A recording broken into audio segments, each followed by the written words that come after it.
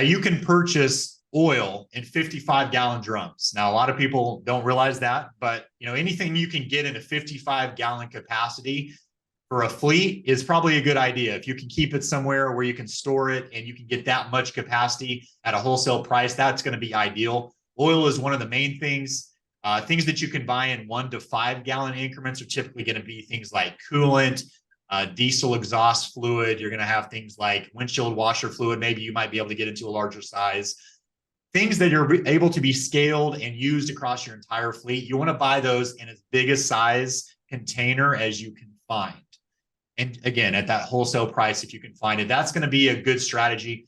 And also, if you can have similar trucks across your fleet, even if they're not the exact same model. So for example, if you got P700s and P1000s, ideally you'd want them all to be the same brand, because they're probably going to use similar air filters and fuel filters, oil filters, things like that, if they've got the same motor in them.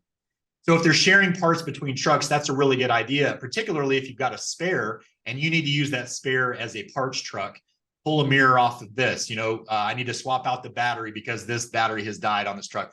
As long as you've got a spare of the same type, that's really going to be helpful.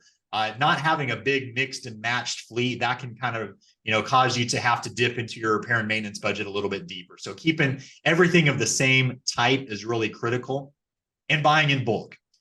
Now, a lot of contractors try to store their fluids and their supplies on the yard at the stations, and terminals, it's kind of hit or miss when it comes to that. A lot of terminal managers will allow you to do that, and you might even find the rare station that allows you to keep a little section of physical space inside the terminal to keep things like toolboxes and stuff like that. That's not really common, but you might eventually find something like that if you look hard enough.